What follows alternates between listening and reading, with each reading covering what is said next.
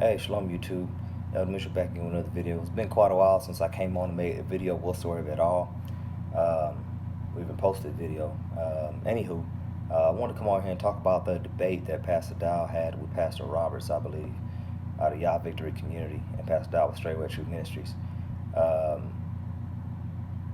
we have certain people giving their opinions on what took place and who they're siding with or whatnot. And I put it to you like this: I support Pastor Dowell 110% on this subject when it comes to polygyny.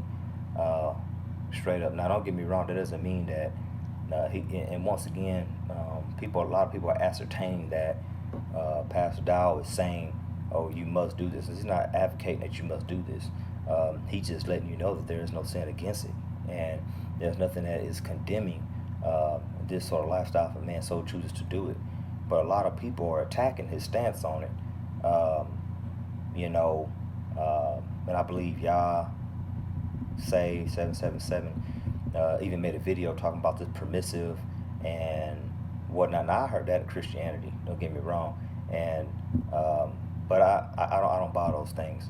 The Most High, he's not gonna put up with sin. The Father's just not gonna do it. He's not gonna allow patriarchs to go about. I mean, the Father laid before us blessings and cursings, and never once did He speak about polygyny being something that we shouldn't do. I think Yah 77 made some mention about in the law how it speaks about we should not multiply wives into ourselves. It also says that we shouldn't multiply silver and gold into ourselves. So was the king supposed to just have one silver coin and one gold coin? Just saying. I mean, if we're going to read the Bible like that, yeah, okay. There's nothing that condemns polygyny as a lifestyle, but there is something that actually institutes it, and Pastor said it in the debate. The Lariite law. Whenever a brother passes away, it's the brother's duty to actually go in and raise up seed unto his brother for his name's sake. Now, once again, Pastor I even taught, even during the debate, he even brought it up, that it doesn't even tell you the status of that man at that time. It doesn't say whether he was single, the brother. It doesn't say whether he was married. So my thing, I was just kind of disappointed from the other end, because just like many of us, we actually wanted to hear the other side to this thing. But with Pastor Roberts, to hear his stance, of course, I knew, 1 Timothy 3 or something like that was going to come. Even with that being said, okay, that's a bishop, that's a deacon, those are leaders. What about the common people? Just saying. It's in the renewed covenant, okay? But some of the things he brought up, okay, we seen those coming, but we thought that there was something maybe that possibly we were missing. I don't know. But it just resorted to, I think he mentioned basketball. He mentioned stuff about how he knew Pastor Dowell before many of us. It had nothing to do with the debate. I mean, he did not want to stay in course. He didn't want to answer any of Pastor Dowell's questions. He didn't want to. He didn't want to stay on the script, man. But Pastor Dowell answered many of this man's questions. He was there for the people, more or less is what I seen.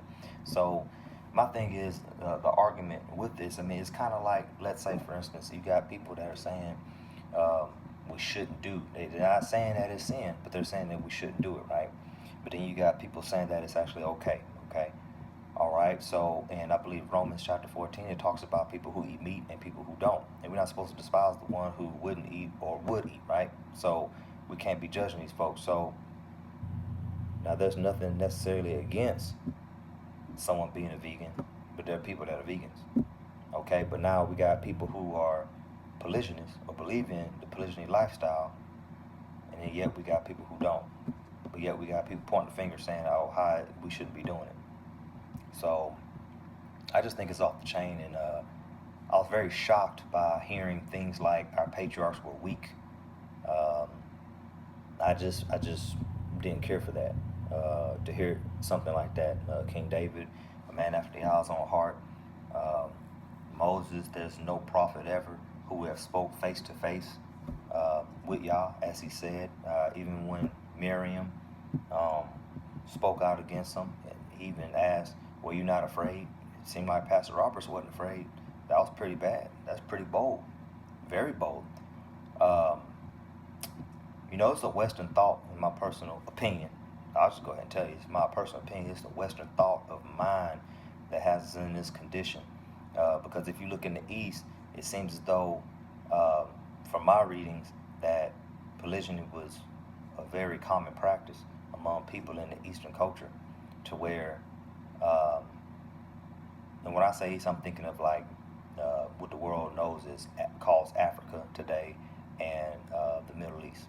Okay, I'm not thinking about China. I'm not thinking about no India. No, I'm sticking with the people of the book and where they lived, and where they were. Um, Polygyny was a very common practice, but with the Greek mindset and the Roman mindset, polygyny wasn't a practice. It was a very monogamous society, and they had a wife and a boyfriend. And the reason why I say this is because they had something called an eromenos and a pederast in the Greek culture. And a pederast was the adult male that would go into an eromenos, which was a young teenage boy. Okay, and that eromenos is pretty much nothing more than a catamite, you know, and so you can even watch some of these movies. You had this movie some years and years ago called Alexander the Greek, or the Great, if you want to call him that, and he had a lover, and most of them were like that. And it's something that it was kind of like their rite of passage, going from um, boyhood to manhood, if you will, from the reading that I've seen. But anyway, we have a pastor, and I mean, he stuck with the book. He gave many scriptures. He came from the Torah, not the whole Bible. He was trying to stick with the Torah. And I don't see how you can just stick with the Torah and try to kick against polygyny. I don't see how you can disprove it by just sticking with the Torah. You can't do it. And supposedly that's what he wanted to do, but he didn't stick with it. And if anything, Pastor Robert is more so inserting his own doctrine. He wants to talk about the name of Jesus. He wants to talk about all these other things.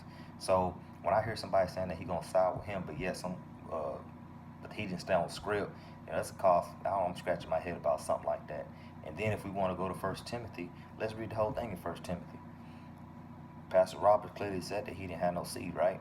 And he made it seem like a beautiful thing that his wife didn't have any seed. He made it seem very beautiful that just died childless. I don't see anything beautiful about dying childless from what I read in the Torah. Uh, Father clearly said that there shall be no barren in Israel. You know what I mean? So it's just a lot of things that just kind of caught me off guard that he said, and it was just very sad, in my estimation. And but yeah, like I said, the First Timothy, he said he had no seed, but yet it talked about the office of a bishop. Talked about being a husband with, he was saying, one wife. Okay, fine, but it also talked about him having a child. So if there's no child there, but the wife's there, then how are we a bishop? How are we a rakah? How are we a pastor? So I don't know. Begs the question.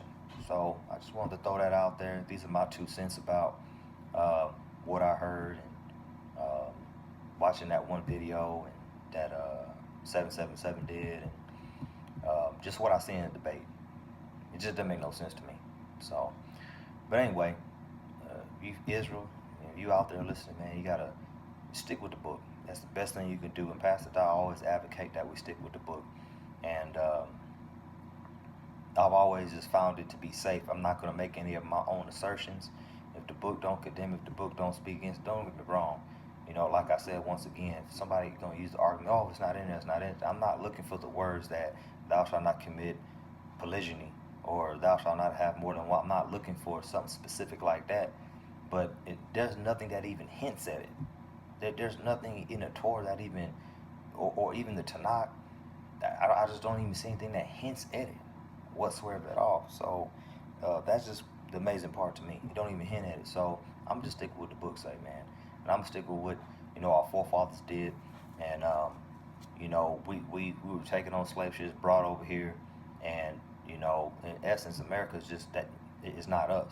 We were another people. We had another language. We were called by a different name, and now we think Western. We think like the Europeans that conquered this land over here do. It's just the truth. So anyway, I don't want to continue to be the dead dog. I'm pretty sure you guys see my sentiments, but I'm gonna continue to listen to Pastor Dowell. That's what I'm gonna do and follow Straightway Truth Ministry, which I am a part of. on, I may try to go ahead and include the link to that debate down here in the description. All right, shalom.